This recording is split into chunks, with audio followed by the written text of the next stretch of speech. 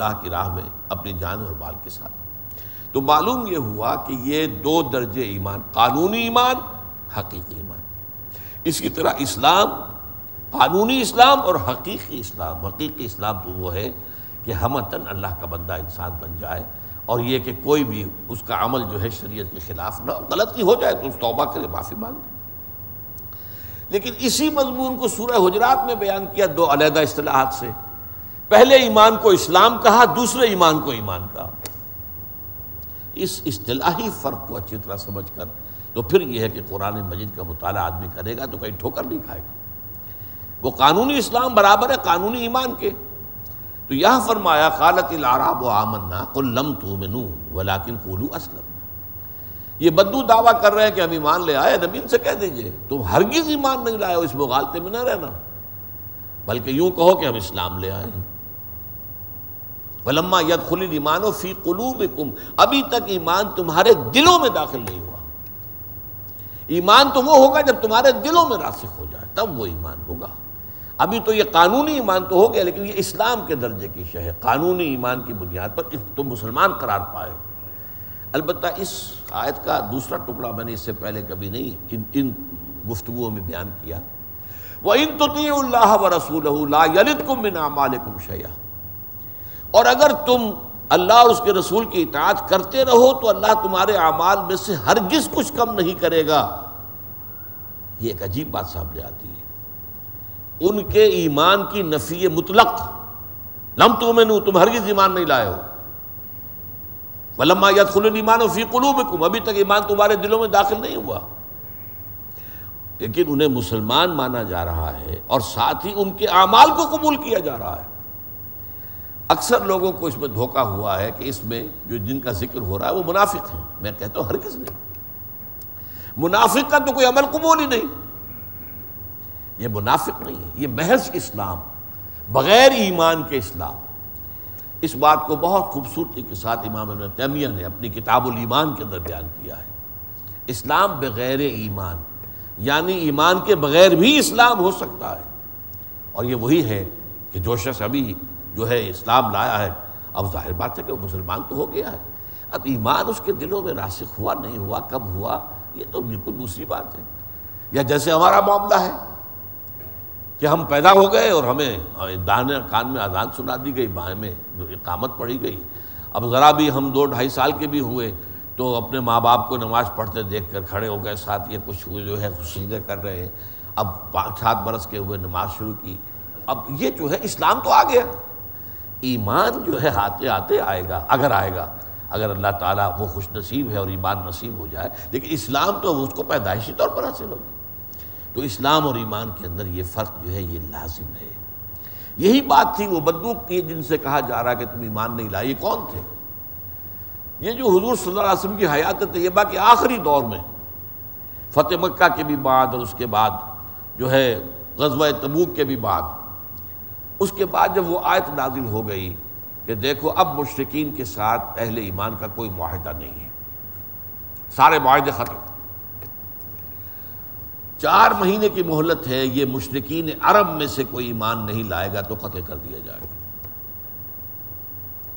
یہ ہے پہلی 6 آیات ہے سورہ توبہ کی، یہ سخت ترین آیات ہے قرآن مجید کی۔ اسی لیے اس سورہ توبہ کے شروع میں آیت بسم اللہ نہیں ہے، اور اس کی ایک تعویل یہ کی گئی ہے کہ یہ سورت تلوار ہاتھ میں لے کر نازل ہوئی ہے، اور آیت بسم اللہ میں تو اللہ تعالیٰ کے اسماء گرامی الرحمن الرحیم، بسم اللہ الرحمن الرحیم، یہاں اللہ تعالیٰ کی شان رحمانیت کا ظہور نہیں ہو رہا، اللہ کے جلال کا ظہور ہو رہا ہے، لہذا یہاں آیت بسم اللہ نہیں ہے، تو یہاں پر اعلان کیا گیا، اور وہ اس لیے کہ حضور کی اصل بعثت جو ہے بنیادی طور پر وہ بنی اسماعیل کے لیے تھی، عرب کے لیے تھی، اور یہ اللہ کا قاعدہ اور قانون رہا، جس قوم کی طرف معین طور پر رسول بھیج دیا جائے وہ ایمان نہیں لاتی تھی تو برباد کر دی جاتی تھی، ختم کر دی جاتی تھی۔ قوم نوح ہلاک کی گئی، قوم ہود ہلاک کی گئی، قوم صالح ہلاک کی گئی، قوم شعیب ہلاک کی گئی، سدوم عمورہ کی بستیاں تباہ کی گئی، آل فرعون ہلاک کیے گئے۔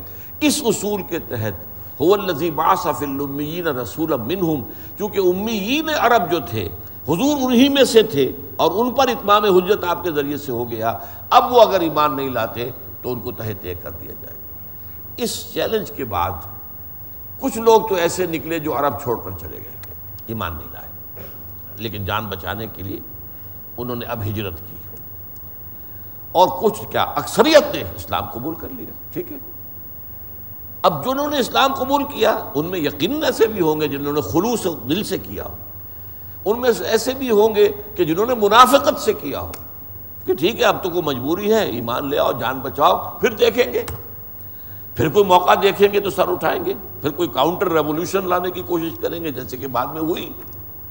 اور کچھ ہو سکتے ہیں بین نہ تو بدنیتی تھی کہ منافق کہے جائیں، اور نہ واقعی دل میں ایمان آیا تھا کہ مومن قرار دیے جائیں، تو نہ مومن نہ منافق، بلکہ ایک درمیانی معاملہ، وہ اسلام جو بغیر ایمان کے. اس آیت کا جو ہے یہ اہم پہلو، اہم ترین پہلو ہے.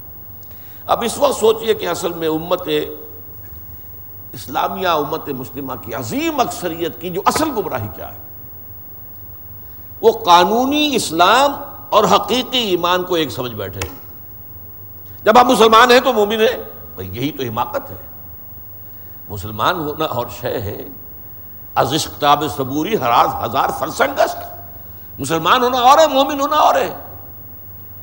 لیکن مغالطہ کیا ہے کہ ہم چونکہ قانوناً مسلمان ہیں لہذا مومن ہیں.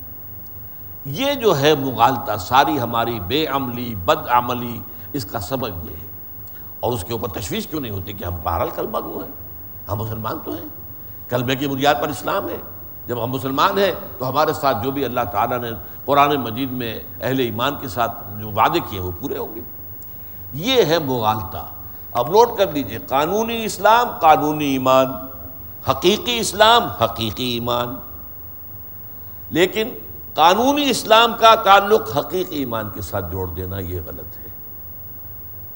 قانونی اسلام کا تعلق قانونی ایمان کے ساتھ جوڑے گا، حقیقی ایمان کے ساتھ نہیں.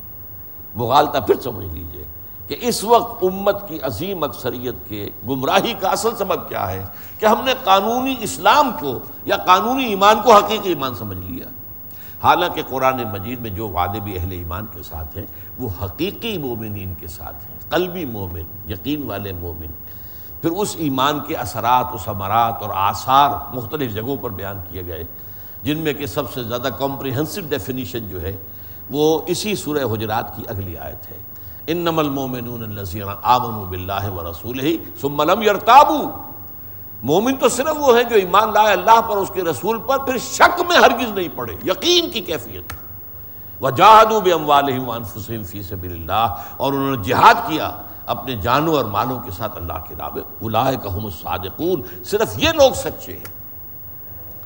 اب میں آپ کے سامنے ایک اجمالی سا نقشہ رکھنا چاہتا ہوں کہ جو کلامی بحثیں ہمارے ہاں ہوئی ہیں، 1400 برس ہم آرام سے تو نہیں بیٹھے رہے نا، بحث و تبحیث اور آخر منطق کا استعمال کرنا، بال کی کھال اتارنا، یہ سارا کام ہی ہمارے یہاں ہوا ہے. تو اقرار باللسان، تصدیق بالقلب اور عمل صالح، یہ تین چیزیں لازم و ملزوم ہیں یا نہیں؟ اس سوال پر بڑی بحثیں، بڑے مباحثے، بڑے مناظرے، بڑے علمی مارکے جو ہوئے ہیں، اور بڑی بڑی عجیب عجیب رائے بھی سامنے آئی. مثلا نمبر 1 کرامیہ ایک طبقہ تھا، آج کل تو نہیں ہے کہیں، لیکن اگرچہ ہمارا عمل جو ہے انہی سے ملتا جلتا ہے، لیکن اس نام سے کوئی فرقہ موجود نہیں ہے. ان کے نزدیک ان کا موقف یہ تھا کہ محض اقرار باللسان سے نجات ہو جائے گی اور کسی شے کا کوئی سوال نہیں. ہو تب بھی ٹھیک، نہ ہو تب بھی ٹھیک، کوئی عمل اچھا ہو تب بھی اچھا، نہ ہو تو کوئی بات نہیں، صرف اقرار سے. اب ان کا یہ معاملہ ایک حدیث کی بنیاد پر ہو گیا. اگر آپ مجموعہ حدیث کو سامنے رکھنے کی بجائے ایک حدیث لے لیں گے تو پھر اتنی بڑی ٹھوکر انسان کھائے گا. حدیث جو ہے یہ حضرت ابو ذر رضی اللہ تعالیٰ عنہ سے مروی ہے اور بخاری شریف کی روایت ہے کہ حضور نے ارشاد فرمایا، ما من احد قال لا الہ الا اللہ ثم مات علی ذلک الا دخل الجنہ. کوئی شخص ایسا نہیں ہے جو کہے لا الہ الا اللہ پھر اسی پر اس کی موت واقع ہو جائے مگر یہ کہ وہ جنت میں داخل ہوگا. حضرت ابو ذر فرماتے، میں نے کہا وَإِن زَنَا وَإِن سَرَقَ، حضور یہ آپ کیا فرما رہے ہیں؟ چاہے اس شخص نے زنا کیا ہو یا چوری کی ہو، فرمایا